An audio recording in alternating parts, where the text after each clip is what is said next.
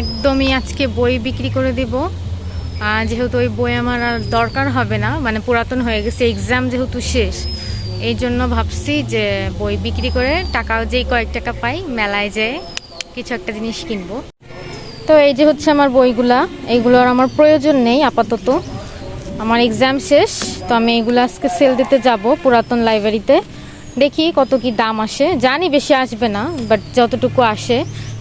পরীক্ষা তো শেষ, তাই ভাবলাম যে বইগুলো যেহেতু আর আমার প্রয়োজন নেই, ভাবলাম যে পুরাতন লাইব্রেরিতে সেল করে আসি, যতটুকু টাকা পাওয়া যায় আর কি, যেহেতু হাতে টাকা পয়সাও নাই, একটা রিক্সাও নাই। কাজের সময় কোনো রিক্সা পাওয়া যায় না, কখনোই পাওয়া যায় না। তো রিক্সার জন্য ওয়েট করতেছি ভাই, একটা রিক্সাও নাই। কাজের সময় কখনোই আমাদের এখানে রিক্সা পাওয়া যায় না, এটা নতুন না, একদম যখনই কোনো কাজে বের হই কখনোই রিক্সা পাওয়া যায় না। আর ওদিকে আমার ফ্রেন্ড হচ্ছে আমার জন্য ওয়েট করতেছিল, আমি অলওয়েজ লেট, তো আমাকে বারবার ফোন দিচ্ছিল যে কোথায় তুই, কত দূর। রিক্সায় যেতে যেতে দেখলাম যে টমটমে করে একটা কোরবানি গরু নিয়ে যাচ্ছিল, আমি সঙ্গে সঙ্গে একটু ভিডিও করে নিই। দেন ফাইনালি আমার ফ্রেন্ডের কাছে চলে আসি, ও বলছিল যে তুই তাড়াতাড়ি একটু নাম, রিক্সা থেকে অনেক বেশি গরম। তারপরে বই সেল করে দিয়ে আমরা পানিপুরির দোকানে আসি, এখানে পানিপুরি খাওয়ার আমি খুব বলছিলাম যে তোকে আজকে আমি পানিপুরি খাবো, বাট ও এমন একটা রিয়াকশন দিছে ভাই, মনে হয় না আমি কখনো কিছু খাওয়াইছি। দেন ও আমাকে বলছে এখানে একটু দাঁড়া, ও আমার কি উল্টাপাল্টা মানে একদম কি ভিডিওস করে দিয়েছে। পরে আমি দেখতে পেলাম যে ও আমার ভিডিও ক্লিপ নিচ্ছিল। তারপর দেখলাম যে মামা পানিপুরি বানাচ্ছে আর আমি একটু ভিডিও করতেছিলাম। সাইডে দেখতে পেলাম যে পানিপুরির দোকানের সাইডেই ছিল একটা কুরবানির গরু। আমি এবার গরুটাকে ডাকছিলাম আর ভাবছিলাম যে আজকেই তো শেষ দিন, কালকে তোর কুরবানি হবে আল্লাহর নামে। দেন পানিপুরি বানানো শেষ, এখন আমি একদম ছোট ফুচকাগুলো টক পানিতে চুবাচ্ছিলাম ইচ্ছা মতো। পানিপুরিটা একদমই মানে অনেস্টলি ভালো লাগে নাই, একদমই ভালো ছিল না। দেন ওইখান থেকে একটু হকার্সে চলে আসি। হকার্সে এসে দেখলাম যে ভাই অনেক বেশি ভিড়, আর আজকে এমনিতে যেহেতু ঈদের আগের দিন মার্কেটে অনেক বেশি ভিড় ছিল। আর এখানে অনেক রকমের কসমেটিক্স, মানে সচরাচর যেটা সবসময় থাকে। আর এখানে একদম মেয়েদের ইমোশন, কানের দুল।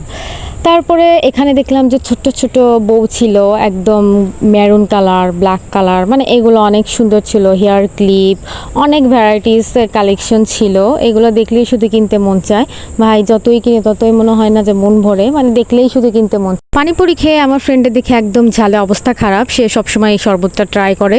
পাশেই ছিল বে, আর বেতে যে আমরা দেখলাম যে এখানে 60% ডিসকাউন্ট চলতেছে। আমি আরও বললাম চল লেট না করে চলে যাই, দেখি কোনো কিছু ভালো লাগে কিনা। এখানে অনেকগুলা শুজ, হিল ছিল, 60% অফ ছিল, মানে ডিসকাউন্ট।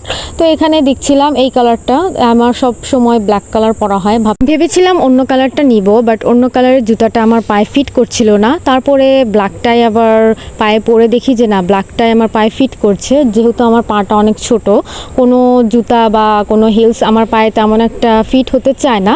আর এখানে যেহেতু আমার পায়ে ব্ল্যাক শুজটা ফিট হয়েছে আর 60% ডিসকাউন্টও চলতেছে, ভাবলাম যে দেরি না করে এখান থেকেই নিয়ে নিই।